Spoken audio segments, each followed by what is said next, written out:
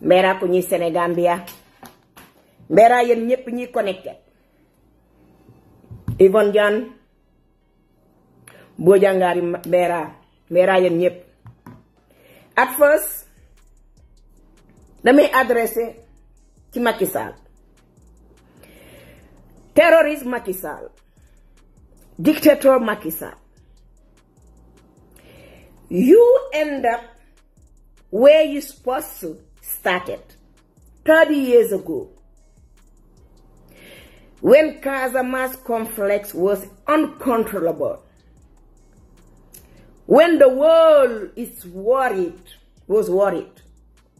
fear about Casamance. 30 years ago,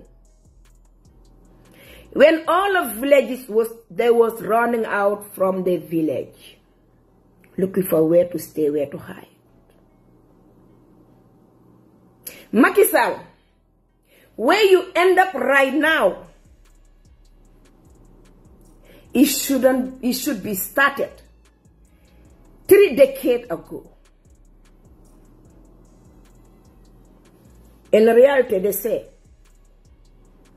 when you sit on your own shit, smelling it for so long, when shit stops smelling, you must get your ass out there. Macky Sall, with your lack of leadership, without knowing now where you're supposed to step, where you're supposed to take your evilness, the full blood of your hand, where you don't know where to carry it, you keep hurting yourself. The more move you take, the more you dig in your own self. You should use Casamance as a threat 30 years ago. That division you already put between Casamance and Senegal, maybe you was dreaming and forgotten that. It's been 4 decades. Casamance already had their flag long time. We were born with our flag. And we were born demanding independence. And our history is on the map. With combined peace. That's why Casamance is well known. When it was dangerous, when it is now peace. You have been using, since you've been in power, Casamance as your book emissary and the people of Casamance as your book emissary for your own excuse, selfish needed. So if you really mean that you decide to divide Casamance and Senegal since day one with your communication, if Casamance want to be part of Senegal, they must vote for you. Without remembering that even your own powerful master cannot challenge Casamance. That is why a bloodline of slaves never born in Casamance. Our ancestors never be captured. You don't threat us. No. You don't blackmail us. You don't buy people in Casamance. You don't intimidate them. No. Those are abomination. Why they call us the born crown prince, king, queens, princess of the land. Have you ever seen any royalty, blood of royalty, given by divine and your ancestor, sell her crown? If you seen one, in which country, you come tell us. So where you end up right now, and you decide to divide Casamance and Senegal, but now allowing that people of Casamance have no right to enter Dakar. They must stay in Casamance. All those boats, transportation coming to Dakar, exchanging merchandise, selling. People from Dakar go to Casamance, buying merchandise. People from Casamance come sell the merchandise. So you say no to that. As your mind, you thinking about say, okay, let me do that to put them in hunger. We've forgotten again, everything is come from Casamance. If you go to certain villages of Casamance, they don't know where's Dakar. They never catch even a train or car transportation to come to visit Dakar. They go to Guinea-Bissau or they go to Gambia. Casamance is enough for them. And where you decide now to divide Casamance and Senegal, Macky Sall, you must consult your master. Go and tell them this. As you be in power for 2 terms, in about 6 months you're going to be leaving Senegal. But you are scared to leave the country because your hand is full of blood. You have killed so much youth of Senegal. You have destroyed family, mother, father, in Senegal. For you to leave the country like this,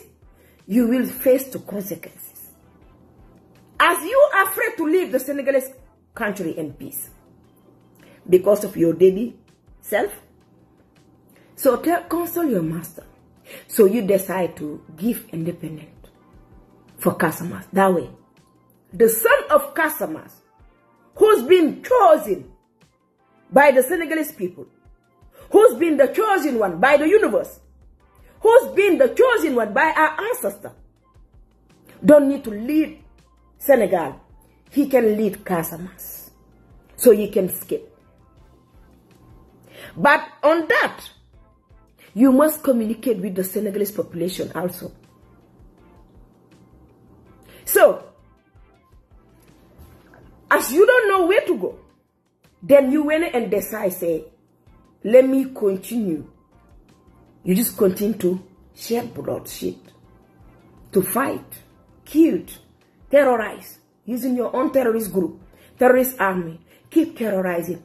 And your case is bigger than a dining room table. So now, I want to ask you something, Macky Sall, as a Crown of Peace ambassador. So the way you go and divide Casamance on your own way, Casamance and Senegal, what are you going to explain the world? Those that don't go to decide and sign, come in and sign the paper with people in Senegal and Casamance. That's yes, now the Casamance flag must be stand everywhere. Have you go and tell your master, tell the world, the UN, the international community, the world peace, to let them know that you have decided the Casamance people to remain in Casamance and the Senegal people to remain in Senegal. And also, anything belong to Senegal must not going to be running between Casamance and Senegal. Now the Casamance people, they must find a way to build their country. And the Senegalese people remain in Senegal. Have you let the world to know that that's what your action now? Because since June 4, Casamance people have no right to enter Dakar. Have you alert the world to get ready to sign the paper? You know, my grandfather used to tell me, yesterday I was listening to the tape again, because I have 4 tapes. Because I talking to you guys, if you don't know who I am the granddaughter of the first founder of MFDC, Sidi Badji. Everybody know him. I am the granddaughter of my grandfather. And with all grandchildren, I'm the one who take after him. I am a revolutionary. I am a queen rebel of peace, of Casamance. So therefore, you know who I am. Queen Binta Tasso Ejumpure Tojete, the Queen Rebel of Peace, born and raised in Casamas. So I was listening to one of my grandfather tape when I went with my husband, Ron Lee Edoes, Native American Indian, be traveling all over the world. And the Casamas City problem is concerned to him. When we went and visited my grandfather, where he was sitting with all his guard, we communicate in 2002. No, it was in 2001. Talked with my grandfather because I'll be communicating with him about peace. Then there's one, when I listened to the tape yesterday, and there's a part my grandfather said, my daughter, all this peace in Senegambia, it will happen. But the young generation coming, the upcoming generation, must know the truth. What they have hijacked them. How they lie to them to block them with what belongs to them. Meaning, how the government of Senegal been hijacking the people of Senegal and being combined with those who want to sell the land of the people out to the man. And it is true. I believe so. And I believe so much on my fight. And that's when my grandfather said, that's when that truth come out, that's where the winning is. That is already meaning the conflict is over. The young upcoming generation, they will fix that. And that's what's happening right now. As the son of Casamas be standing with all his brothers and sisters, no color line, no ethnic line, no tribe line, they get together as one, stand together as one, and leading together as one, work together as one with the same mindset, the same idea, the same philosophy, the same leadership.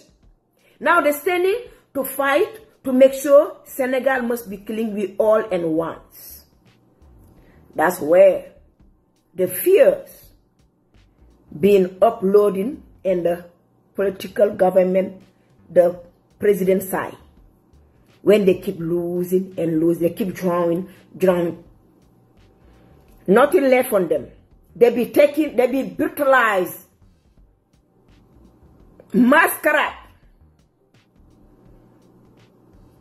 So much Senegalese and thinking that when you use force and brutalize those people, terrorizing them, it will lack their mind with their knowledge, with their vision. No. My grandfather was right. The end of a problem of Senegambia, the new generation will fix it. And they are fixed it already. They are the winners. When you lead your own self, Macky Sall, up to this point, showing up your dirty self, showing up your weakness, showing up your losing. Before I believe in that, you really mean what they are doing right now, Macky Sall. Talk about it loud. You decide to divide Casamas and Senegal. You already done it. You already done it. And even though doing it, that doesn't even hold us back. We get more stronger. Because where we pass is bigger than where we are going right now. That means you are dumb. You are stupid and idiot. You're not thinking to take a move. If you were thinking where you are right now, it should be done 30 years ago, 3 decades. When Casamas was really on red flag. But when we take out the red flag and lift all our white flag, the town, the country of peace, Casamas, where are you going to implant your red flag? That's a question for you, Macky Sall. Because you're losing and your lack of leadership, untrustable, you lost trust from your own people. Now, you just be acting awkward. Don't be fear to live. Because the whole world are opening their eyes and looking at you. Get your shit and leave. They're better for you. There's nothing you can say, nothing you can do that you're going to have support on that. No, everyone hates you. When they see those videos of torture, where Senegalese never recognize this type of image, barbarity. Senegal is a country that welcomes everyone, especially Casamance. The hospitality, the caring, the welcoming home. When they saw those images, terrorized image, from your own group of terrorists, you have lead you and your wife and your son. I got so much phone call from my people in America. What the hell is going on in Senegal? I'm like, it is what it is. It's a bad leadership, dictatorship going on. People were shocked. What they say? Oh, the population need to take care. When the justice is corrupt by the government, the street justice must take action. And that's what you are doing right now. As the street justice has challenged you, have no way, no power, you still killing. You should be a gentleman leader to stand and use also your word and your language to fight with the population without using weapons. Create a group of terrorists like you are and just terrorizing the people is unnecessary. So this message, why I speak it in English? For the attention to the World Peace Committee and everyone who know about Casamance and everyone who's aware what is going on in Senegal right now. As we all know that President Macky Sall have lost power already. It's only 6 months left for him to leave the country. And the Senegalese people have decided they already choose their leader named Ousmane Sonko. Actually, as Ousmane Sonko come from the south, Casamance, now we all Casamance people are threat to Macky Sall. So Casamance people no longer have right to come in Dakar. Casamance people be like giving division without the world to sign a paper that Casamance have their independence. So Macky Sall taking action on his own decision and continue terrorizing, attacking, brutalize, and playing his own propaganda. So therefore, I'm calling attention again. I, the Crown Peace Ambassador, Casamance and Senegal, Macky Sall have decided to create a conflict between Senegal now and Casamance. And we want that to be fixed. Either Casamance will go on its own or we be in Senegalese. So if Macky Sall don't let you know, World Peace Committee, United Nations, so I'm speaking again, raising my voice. That's what is going on right now. Since June 4, Casamance people don't have no right to enter Dakar. Ndera. Ma ñëw nag ci Olof di wax yéen Modou Kane anglais la so bu may wax ma sénégalais kese I'm a missionnaire donc damay wax ci ñëpp dégg ñu donc duñu mën a concentrer suñu xeex di ko làkk Olof wala jamaat kese. Alright, so ku déggul anglais mun nga woo sa dëkk doon nekk mu traduire la li ma wax. Therefore damay ñëw wax ci Olof adressé ay nit bantuwaat ma li ma wax ci anglais parce que li ma wax ci anglais du bokk ak li ma wax ci Olof parce que ma wax ci anglais am na ñu ma confie parce que xam ngeen lu xew pare. Ma njëkkee ci Aïssata Tall Sall ci côté Olof bi da ngeen koy dagg soo boo leen di dagg xale yi comme que da ngeen day jël sama vidéo di ko dugal ay YouTube am na kiy def liggéey bu rafet ni ngeen koy daggee is good. Côté jamaat bi dañ ko dee dagg bu ma làkkee jamaat jox ko côté jamaat yi ñoom ñu mën ko partage ñu dégg jamaat dégg ko côté anglais ñu koy placé comme ñu dégg anglais mën a dégg comme ça wóolu waa ñu xam liy xew Sénégal donc côté Olof tam ñi koy dagg tegal ko nag ñi nga xamante ne dégg nañ Olof ñit yi soo fu may waxee ci Olof gi mooy damay adressé ay nit. Aïssata Tall Sall dafa fëni parce que d'abord moom ci boppam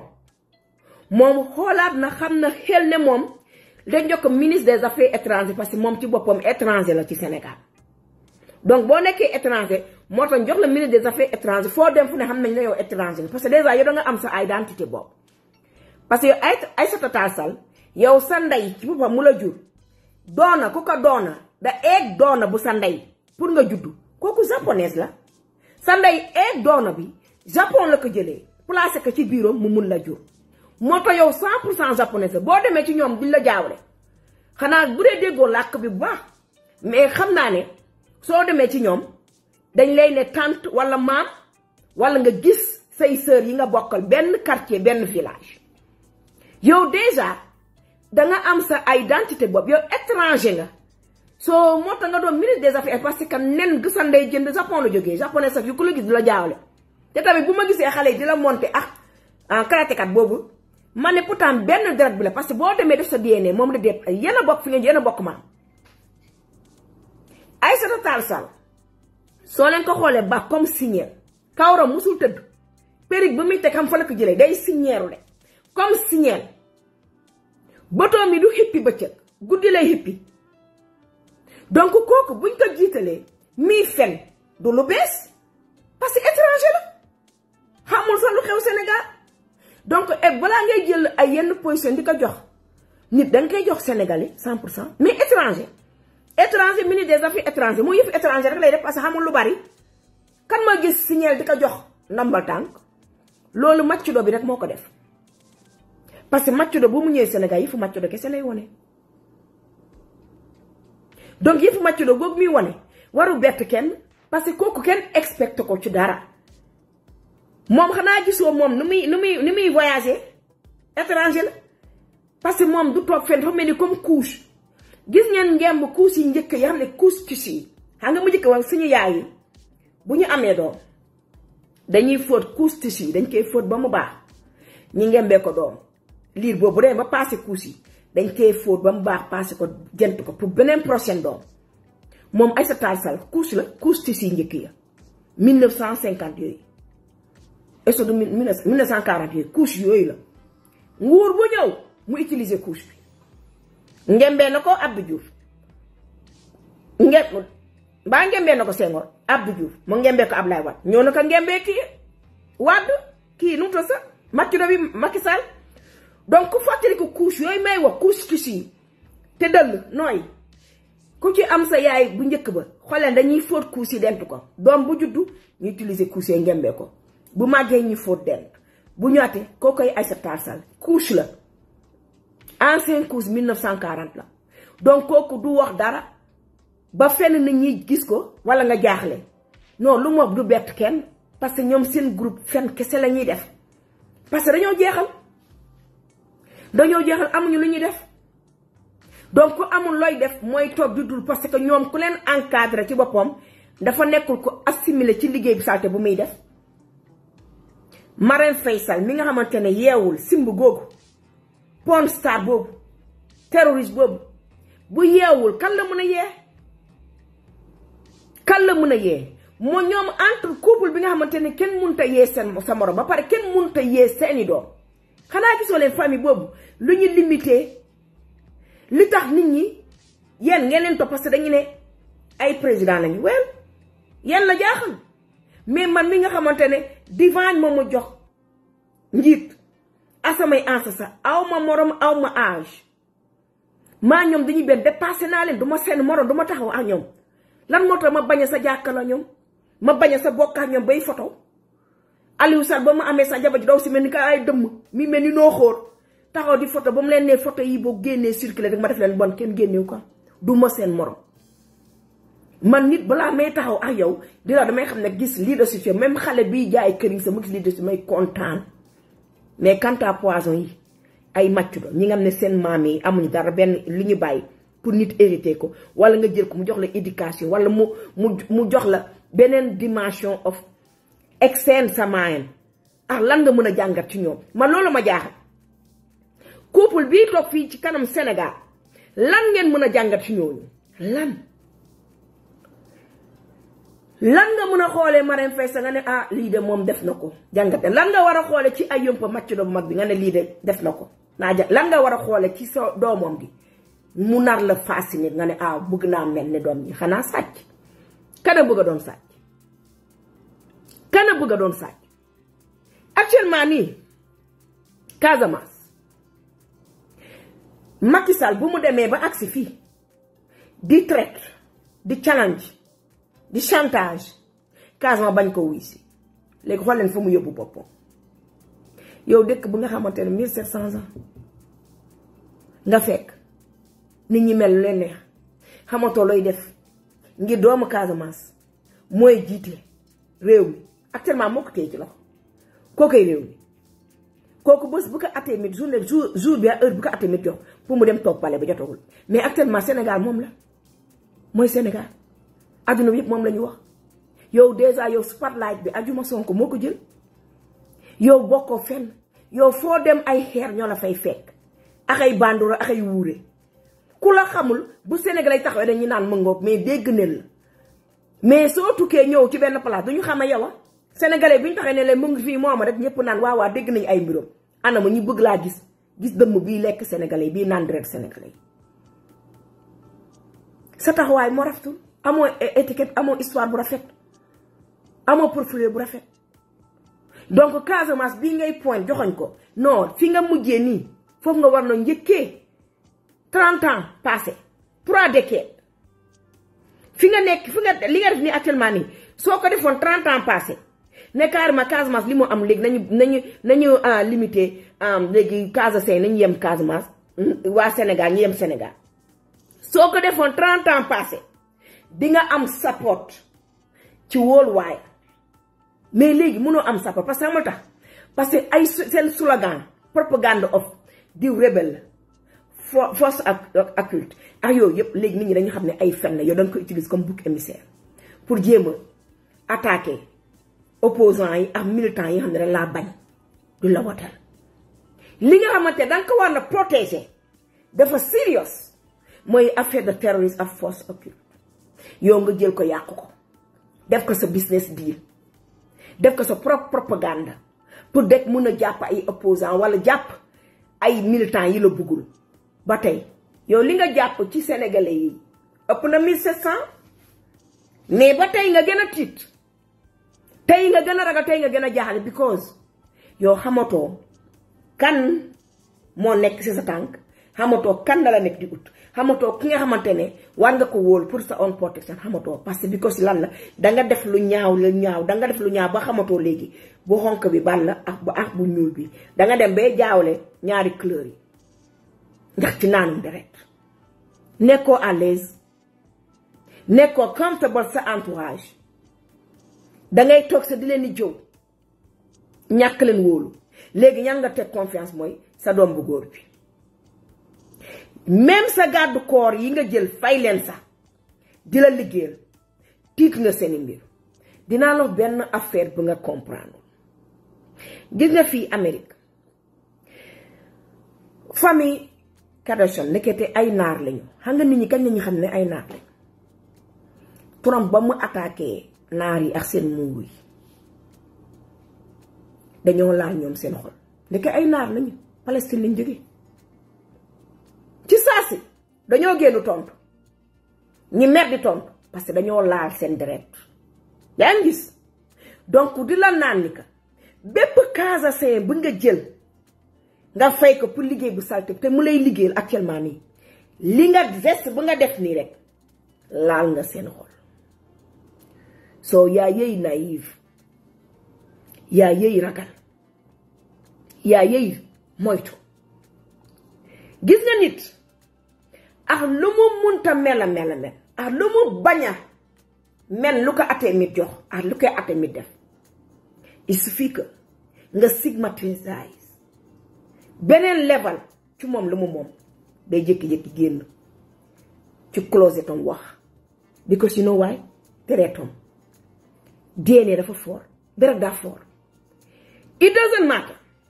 tey ñi nekk foofu ni kaase yi nekk ci palag yëpp ñii di la màccal say kooy ñoom Colette Jéeme ñoom Sara Jéeme ñoom di la màccal say kooy yëpp tey li nga def nii yëpp Macky Sall nii nga def nii bul xam ban niveau ci ban degré nga leen laal même Dieynaba Goudiaby mii sa tuunam wàcc ba ci oom ya mel ni kanaara bépp Casamance laa la wax de bi nga xamantene mu ngi sa nguur tay pire Casamance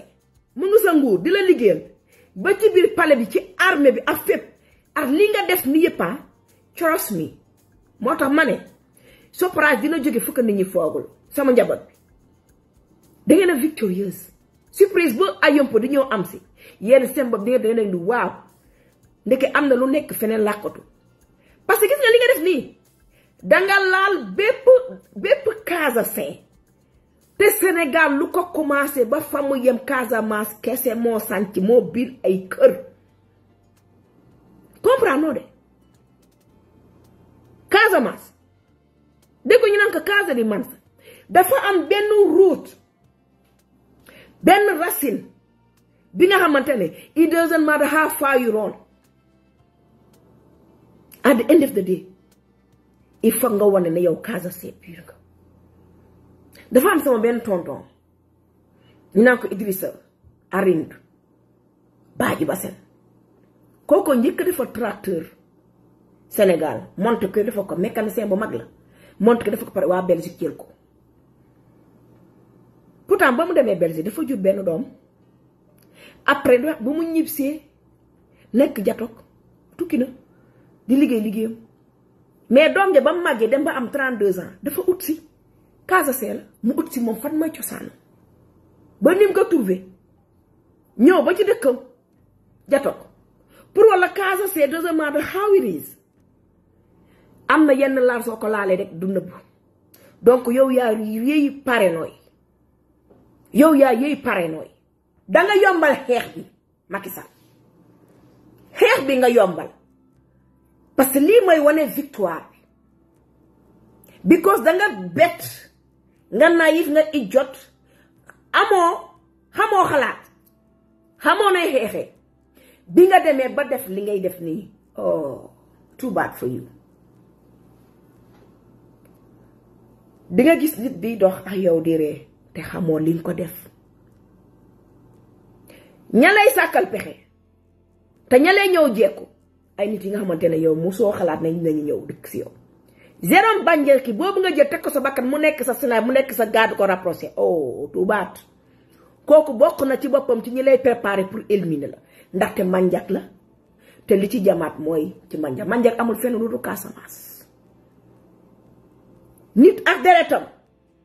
munoo ko challenge te munoo ko jënd ba mu d'accord Casamance moo mel noonu ba ñu bokkulee ci deret slave ci nga yàqule Jérôme Bandiaky boobu nga teg sa wet moom bokk na ci nekk ñu nekk tracé pour éliminer parce que danga laal too much est-ce que dégg nga wax bi danga laal too much nii nga def nii Casamance nii ñépp nga laal bàyyoo kenn ñi nga laaloo xanaa sa famille boobu noonu sa doom gu pataa bi overweight bi sa jabar simb gi sa doom bu jigéen bu retardé ak sa beneen doomu góor bi nga xamante ne moom des fois day compter ba càng ñoom ñëpp sa doom yi sax ñëpp retardé yow atee mit bu benn semaine bu mu la jot depuis sa juddu la yow li la topp dafa metti bari donc sa erreur xeex bi nga def nii dafa gën a faciliter la tâche ci xale yi ni ñuy xeexee invité nga ñeneen ñi nga xamante ne buggu ñoon def lu ñaaw ci yow dañu doon patienter rek pour sànni seen carte ñi nga xamante ne ñoo la wër donc danga leen a invité ci ñuus la donc yaa yooyu ragal yow li nga def jamono ba Casamance tàngee sax Abdou Diouf def ko Casamance jamono ba muy tàng ci jamonoy Senghor sax ab Senghor def ko Ablaye Wade def ko yow nga ñëw fu jàmm amee yépp nga ne léegi jàmm googu danga koy ñëw xañ sénégalais yi nañu dem ci xeex bi loo ko nattu ku ne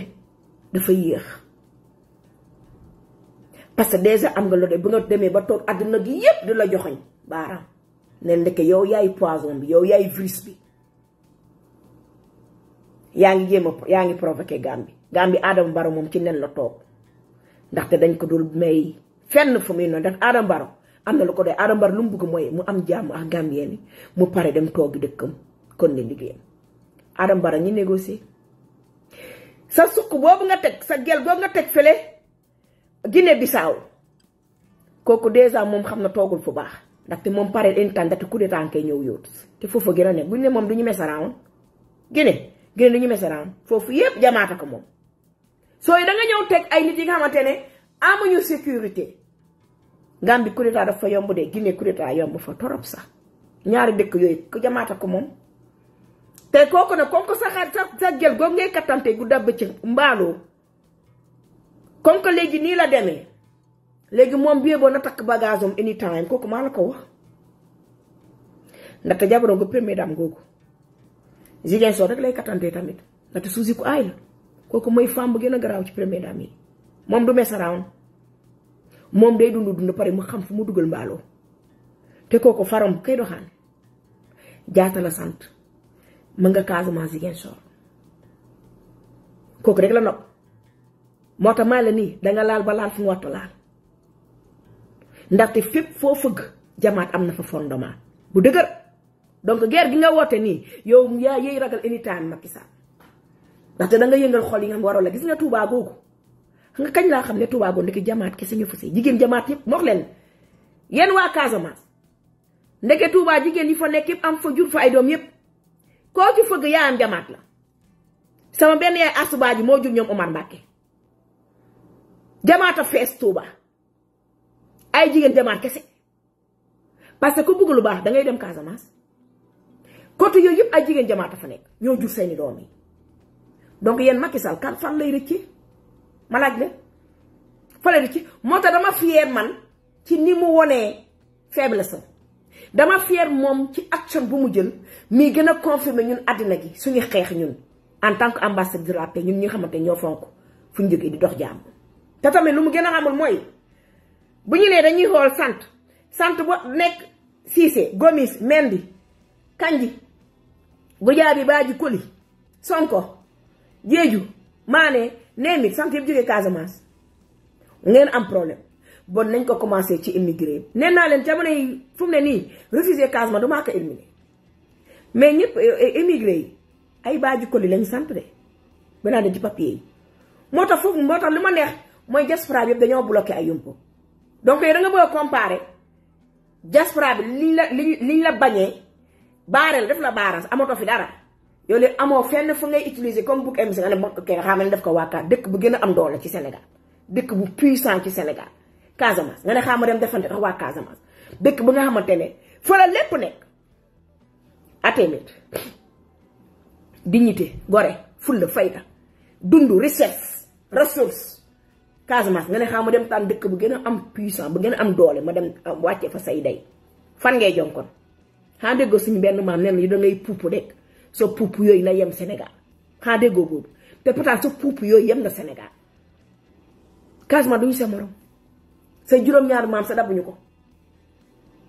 donc des fois ñun defoo ñu dara de dañoo arrangé suñu xeex te na nga wari sa gel bi nga bàyyi fee Guinée fan lay mujj ak yow tam fi ngay mujj parce que yaa déclenché guerre côté bu nekk la lay wis si Macky Sall di ñëw ci jamaat yi ngeen dagg foofu côté jamaat tamit jox leen ko jamaat yi ko jamaat ak waa Casamance pur ñan tooni lakke me e kime manene bukano sandi gunoli bukano sandi woli bukano sandi wanko kelmi mati ano andi ka sanken jaat léegi jantul bi ke panji jow mom epum nam bukan ka tinkoye bannan ko rek mi ko ñikati kasa kare nga ko kane falaf karambak ko ñikanu manje ji rajdi mu raji mamolu ji jello bi passé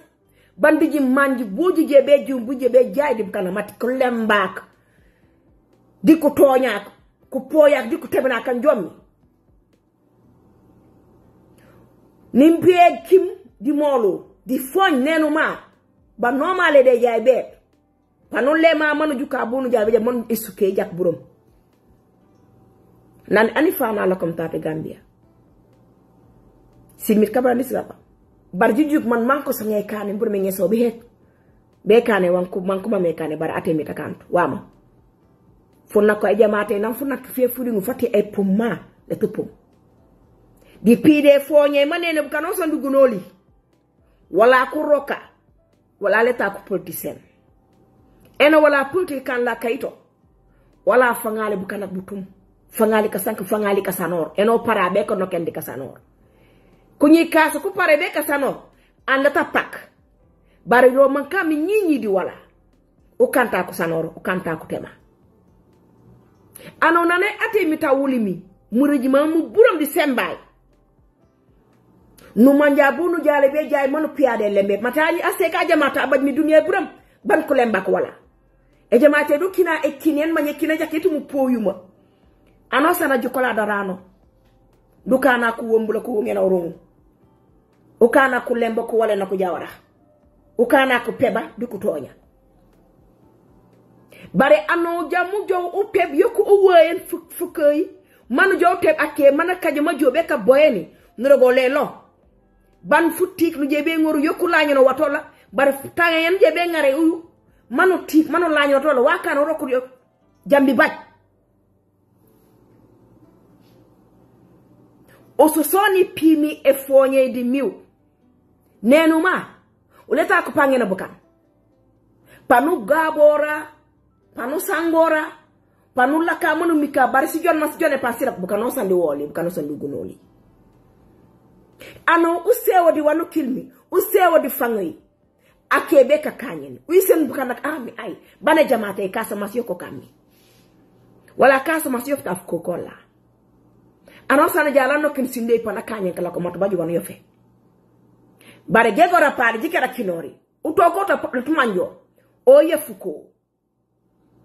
mata manu manje mati anaja ko anabajo tiketa anaje besof angalot hati wa kumpayi kufan kuisti wami an anyir kasara man wami ano da man buna tonya mi ano mati fuko na mondalik na mangora manu na tonya palo an oso soni pime e fonyu deni bukano sandu woli du kano sandu gunoli wala bukan kati malegen jandu man mati miu kasa ma jibu waj kurim ji bukan kati malegen ji jato dunia man jujuk tawaka ne bukan diko bati sobiya diko kanyi ni jo sundor parce wala ta bukan kusanora jad wala kok da simit sonabu opin leban e jamate bajuta mike kunyi kasa bajir an ko ke diko mer ko ful ko jetu jondi ko guto fu mike tay bukana ka jummi ko fukki la ko fa ku fangutu mati mi educate ano manaja kan kan li ko rak ka timora kan nga me jiroko yok yo yondi yo jalomi yondi kay yokeno jaten en wuli ku tebak ku ñila ku yuwa ku sanuba o tebi ka biri wuli ku ñil fu ñil toli ko rokino ku tongale mate poye suke sembas jale ji bajem so jad nanu lañen mo baraw la ko to sindo no ano sana a nyasum le tonga na ba sembe be esofu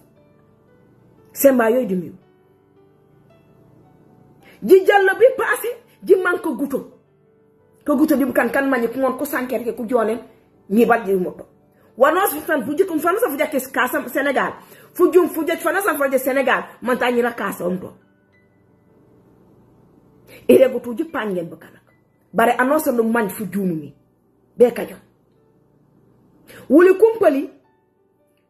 kujo man ku jere bari fo jamara furim pan ku tekko pali pe ku joko wala sindo ban ko karibeni ku kambi hek ku pali buka ku mangte la sindo ku joko kin bakasa mas mati ko suma ak di mo sumam di bu kin ma batani la te kasa mas wala helene tan anyer kasa helene tan le to juti an mati aw juti wor fukoy banu helene fukoy no man kam mengene bukinum anama mi kam mengen bukinum de fil akila kanyene mana rek bukan juju manu jawara nya burum banosan njike bukan ko fegi anosan di bana pulum akanyen kay sin ko fa man ko manjo ma nyala pulum kasamas mate baju rakeran jebe yof parce que kututu sanorto o soni pimere gay niw ku ñi kasa anosa nu lemboro fu ko yi manu man bunu jebe ke lekom eno o jobu kin mbata ke kin ma go tep sinde manu lambo man kajom bor pambaj ba nanu san tek la peul tax mo wono bu ni jebe kan ka gonno ra kanji jon ka gonno anosan ji kat wa folu ji pangen bu kana ko kanji yebe ka janten joji ma ka koten ka janten ko ke kan man ku jit bere gi wanu manje so fuko gimang banaya bi yogi gim fanga folu anosa na mange majakam di mer pana joto sindo manan ko jengis baba be jak me lu ke jakay di ko rasiwut ana jomi di aw manan lu ke jakay tate yo mi ngayo yo mi kum aw no baj nafa abaji tikul ta baj wana mangi yo peji ngat maji kayi bu manjuma manje man mat semba yo jimiw mi jomi kurojima ku teba di ku lemba ku ñi kasa ano u jow manu je bare fukoyi furungu anari benini inja taribe na nyaru ngena isuke ba nem nyatate ano jututo isinedit wadi wa isorot bani se mikaro yo mi sindo Casamance boni mangmi boni badni burom bo mi sindo uyiso miya deni sindo mfange mataw no kendo pano yif jak pano fop jak pano finto yin jak ban pano lembo jak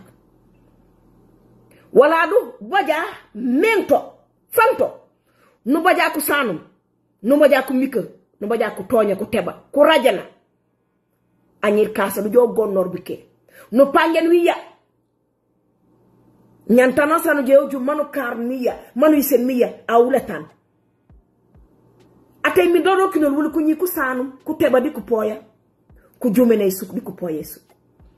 nunga folla wati ku ñi kasa manone uja nunga manu yisu manonu hey ba wonku tu nu kanoro di sinulol manonu mama anosa de pum wadi be no jomi di poyoro ni PPD salodio nene esalemit kabi na wulu nyakum banji je be ka goga manji semme ko manji poyoro jojo junno kindo anyati kasa karen ma molo mo poya molyo o fulala wallahi na wana ko wamu sembay e jay fujam du jow sindo du jonga bu ko be manu yu sindo anyi kasa yo kusana mako poyi o baj wafi nu karo yafi manu film wafi manu kogodi wafi kajam anajo be geli nu jumle manono ko pani lanyen ko matti njeti furi wut anyi lanyen so bana je be ka gogo jab man je nya burom ko so sa mante ko manji la man bare ko manju tola mati wala kasa ma baje batanore yana ko jawara ban ko jawro lu manji man to ko jawara man ko kare nya burom ko so mante ko manja passe wama mante babay ko nyal la ko la ko ke kan manje ko jojo ku gonno di bu ko man ko ndika paaju lo nan silot man ko sabbu ko man ko nya ko ñi ko jamaat ko manje man ko jamaata ko ke wuli pire wulo le ko jamaat ko musulman wulo le ko jamaat ko catholique wuli ko jamaat pire ku ñi karamba rakero bo rewonte mo kan wulu bajit ko palay wulu ko poya manyan ko teel di ko linol kakanya ko jamaat ko musulman ko ka jamaat ko tele wole kati man ko jo ku na ngor di miw bare jamaate fangyo elo fedi ko ka parce wulu mu poy ma modo sindola kan mo wulu ka mom di mangel lo foli bi passé o mangu mata ji pajulo bande ji ngangulo di manju wa menge di wolo bar ji man rewo ba wulu kan jam tiji ma mol mo rento man jere ni ma buji je bek poyor bunu je bek sembenu mata mi yoju man ji yange nan ci sanki sabaji sulu bukano sandi woli bukano sandi mukana moli bukano sandi gunoli anosan jolle mbapali kazama du kinor jak kumpala ku tonyor anosan le mbapalo signala ku bajum ñong uma pour babo do wonka palo jokana ma ku pala be jak ko di ka tonyor ko fon ku jaxali tanku ñu nak buku pajulo nya buku nganglo nya woli signali akke pour butu ba buto aja tokito ko elemi bare le ku seni buru ko damani kumpala paret ujo tokito pankule mi bare ko damali même ku kotoli nan ku jem baba Dakar ñete danser ko babu ndey arbi koto anti fa sekki ba bromi ku joja danser anti ku sakire ko fa utopan koni kusanke koni wul yam ko fa wul ku jamaat wul bi ñone no pullo ka karol koli kay sin mate ko ku kañe ni ko ku ñi ku jamaat kati Casamance ku ñi kati Casamance jima ngoro soni pime ki mu jata no ma nyana malegna mu pullo mi nya malegna mu rajba wala hekale man jeenya man Macky Sall jo makanya ba burum alo la ban wana kanya atonge mo ko birin cuk nam bolini no pana bajen ba kon pana bajen bukan kajebe okay o jaajuka barta nanya ka goro kana sana goro de mulo mola ka goro kana sana goro ko buko kola wala ay salimit ba char bo kintu Casamance o soko pimere gule ano santo nomi no karo do wano bajmi di wano kilmi mba pore nyan jupulo ja joja Dakar aw nyanu manji do ka karor kari di je bay ban jaji fangi manji kuji manji nyula mi kur kotoli katino ka pimi ka jorak o pini la tuban koto fadan so ka pimi ka jora banos koto ndey abi sala arbi ro yagu jabi ba burum ku jan ka magre kati Casamance koto mani bo jangi koto ndey sali ba burum kar pime tay ku jak bi passé banoson ku pure ku jaw so tas karibeni o jabe ka Casamance bo wa fo wommi boy lukte jaka yommi bobu bojuma bo jaka bommi jar ko pe ku pipi ka jor manosan bare ku jow man ku je ku kaman kane ko yelle ñu kas man ku je ku toketo ku man ko koy bi pass bare ñan miw anosana jotu gonno baba o jotu kan man akane enye se kan di yake enye se kan soxna daw soxna diw soxna de so kanto jabe dam la nop faale mala donc u kanto jat agni lan mangi a sankene ko sanken man leku jamat aw o branche même ku ni nak o jukki tano san me el lap nan ci sati sañu lawut ano to no juti jata no manya urubura mi jingallo ko gutek ana sana jara toki du pajulo du somanti omi awafo nya nungora pale apulo bike no mang aw ka helen ko pale kake kisin mata pale bike no pulo nje jukom jibi kayo nyina sa jale toko mi jomi fatia pani karorem di mi passe parce mama yo baje dunia semba solo di majaka molo ko bu sesa bolu bajot ñom tanoma ñanyan ma legena mu raj mu ban man ampum sidi baja pimere de dane ma legena futi kaf jandi fu ban il faut ko ñu lak kami de jole ban ko kandim dokon ma legena pa mu puru ma ñan ko sumay ko ba ban to no maña e na radio yokalo fam jiregam ay ma ngon najum manatef fu ñaar fa jebe jum to tata Casamance de Sénégal yo mi buka panko keddi ba jaar wala kilali Guinée do kela Gambia do kela Casamance ko pare bero eno ko mamman man gisee ba manu gisa o ajare kati fatia mari karma nyan otana nyai Casamance dara gire pore Casamance ma Sénégal ko sumay ko la a uto bukan ko ndes binap nu ngoru fitudo wala ma ngisa binap da ngoru fitudo yo jubom yakutu jakom no neni mbera ate mita poyu ko sano ate mita pie tebe Casamance ate mita pie karajen kunyi kasa ate mita selo semba sana pime selo dimu rajuman dimu hekuma kunyi kasa jibaji man jujume ban kunyi ka heke ko ban ate mita poyu mbera ko sano